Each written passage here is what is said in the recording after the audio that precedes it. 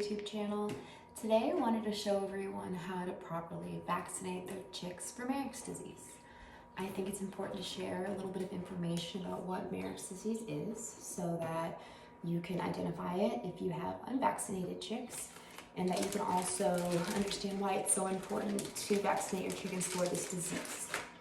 So in my years of research on this disease, and I would like to make a disclaimer, I am not a veterinarian, I am just a breeder, and I research diseases and current studies so that I kind of know what I should be vaccinating my chickens for based off of my area, and also to make my chickens healthy for my clients. So, Mareks disease. Mareks disease is a neoplastic chicken disease. What that means is that a neoplastic disease is a disease that causes tumor growth. So your chicken, say, is unvaccinated and free ranges, or even chickens that don't free range, if you don't wash your hands and change your clothing before you enter their environment, you could very easily spread Mareks disease into their environment. From your shoes, it can stay on your clothing, anything like that. So what Mareks causes a lot of the time is a wobbliness in your chicken. They can't walk, they can't walk straight, they fall over. Typically one leg will completely go, have complete paralysis and will not be able to move at all. And it will usually get worse very quickly. It's extremely contagious and is extremely bad to have in your flock. It will wipe out, most of the time, your entire flock, except for your non-symptomatic carriers. And that means that the ones that you have left will infect the ones that you get. So it's a really crappy disease, and I think it's important that we vaccinate for it. So let me show you how to do that. So you can go to valleypet.com, and they carry this right here, which is a poultry. You'll see it'll be under chicken vaccine. Here's the, this isn't the actual vaccine, this is just the dilute. Here we go. As you can see, it's right here. And it will say Mareks on there. It's very, very easy to find online. Now, it's shipped to you overnight, so you get it the next day, and it has to stay very cold. Valley Pet Bet, they ship their stuff out really fast. They ship their stuff out really promptly, to the point that I know it's going to be there in the morning the next day. So I really like to use Valley Bet because I don't have to worry about if my vaccine gets warm, because then it's not effective. And it's extremely important for me to have every single chick that I hatch or is on my farm to be vaccinated. I've vaccinated over 2,000 chicks at this point, and I've never had a problem in my flocks. So I think it's important to do what works for you, and I'm a huge advocate for Mareks vaccines. So this is how it works. You're going to get it in two pieces, right here. So you have the actual vaccine here, you have the dilute in here. So you're going to want to open it up. You're going to notice that the hardest part of this whole situation is probably opening this bottle. What I use are these little teeny scissors, but be super careful. I have cut myself multiple times just because it is not easy to get it open. So I'm going to go this way. And right now you're probably thinking how is this video going to go? Is she going to come back with a Band-Aid? Yeah, so I just do this. I just pop, see? I almost bled. I just snapped my finger, that hurts. You just have to be really careful, which I'm really trying to be. Okay. So once you break it up enough to make it razor sharp, I'm gonna look up to see if there's maybe a product that does this for you. But yeah, I just don't like to, you're going on glass, and once you go down glass, it slips. So I'm trying to be very mindful. Please be mindful yourself. Almost done. And by the way, this was a more difficult one to open. It's usually not this hard. Okay, so I take the top off. Over here. And then I'm gonna switch here. I'm gonna take the actual vaccine. This one has a little handle on it. Go slowly, you don't rip the handle off. As you can see, pops right off. So you're gonna wanna take this metal off. And then under here, this is a vaccine. So this is what I do. I open the vaccine, I open the diluent, I pour that in there, halfway up the bottle. If you'll do different research, you'll see that people put a certain amount in the syringe and then pour it in this bottle. It ends up being exactly that same amount. You're just trying to get this liquefied, and then you're gonna wanna add it into your, back into your diluent. So once you mix it like that,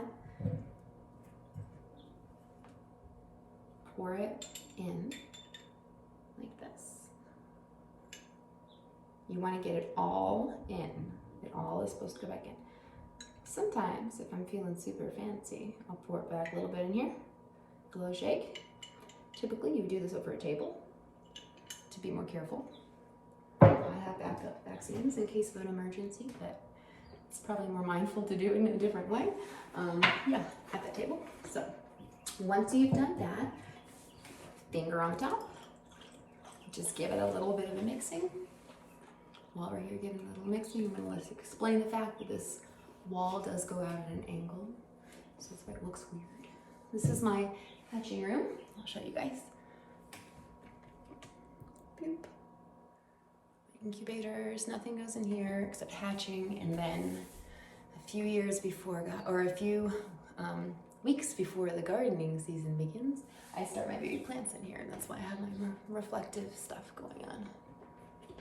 Cool. Okay, where were we? So once you have your thing mixed up, it's very important to know that this only stays good after 2 hours after mixing, and it needs to stay cold. So you need to make sure that you get to it. So the next thing I'm gonna do, so I just want to point out that I like to use diabetic testing needles because they have the smallest gauge needle, and it's the easiest way to vaccinate them and to not cause any harm. So as you can see, what I have going on here. So the dosage that you're gonna wanna vaccinate your chickens for, or your baby chicks, is when you take them out of your brooder, that same day that they're all flocked up and you take them out of your brooder, you're gonna wanna vaccinate your chickens because they're gonna need 4 days in this room. I put on fresh clothes, I washed my hands before I walked in here with the vaccine. So it's very clean in here. Like I don't come in here if I haven't like cleaned my body or if I've touched any adult chicks, like those things don't happen. So yeah, you gotta stay very, very clean because you don't want any cross-contamination for the first 4 days. So that's why my chickens are 4 days old when they get picked up. If you're getting chicks, it's because they need their 4 days of quarantine with the vaccine so that it can be completely effective before any type of like transfer of pathogens. Okay, very serious about that, guys. Very serious, okay? Kids fall in love with these chickens, and so do us. So do we. Can't be breaking. But anyway, so for bantams, you're gonna wanna use about 1/2 cc, and then for regular sized chickens, you're gonna wanna use about 0.3 to 0.4, depending on how big they are, and that's completely up to you. You can kind of judge if you have a gigantic chicken on your hands, but that's how much you wanna use. I do 0.3.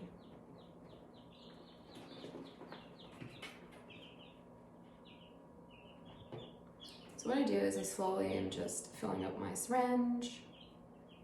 I can vaccinate multiple chicks with one syringe, but when you're first learning, I highly recommend not doing that. Put individually how much vaccine you're gonna wanna inject into each syringe so you get a feel for how much that is. So you don't accidentally over vaccinate your chicken, which is okay if they get a little bit extra, like you really don't want to shock their systems with this because this is a very small dose that's going to give them that immunity. Immunity is a bad word, actually. I like to say resistance. It's going to give you good resistance against the disease.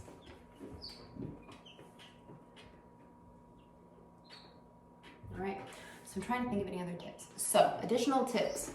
You can do 2 different things when you're vaccinating. You can choose to put a rubber band on the ones that you vaccinate and then place them back, or you can use a different brooder and take them into one brooder, which is I have one here, and I'm going to put them into this little brooder house after I vaccinate them, because I don't want to have to vaccinate them twice. If an accident happens and you're in the position where like, do I vaccinate you twice, or do I risk that I didn't vaccinate you at all? Vaccinate the chicken twice. It's better to lose them and over-vaccinate them than to have an unvaccinated chicken running around your yard. It will bring on the disease. It is a bad idea, and I don't recommend it. So make sure you're just slow. If you take your time and you're slow and mindful of what you're doing, you won't make these mistakes. So I recommend having two different, one where you're taking the chickens out, vaccinating, and then putting them in the other. Because even with the rubber bands, sometimes you put one back, you don't realize there's one running around that doesn't have the rubber band on, and you thought you vaccinated them all, you know. So also counting them when they come out of the brooder, like just keeping count, keeping records. So the way that you want to vaccinate your chicks is like this.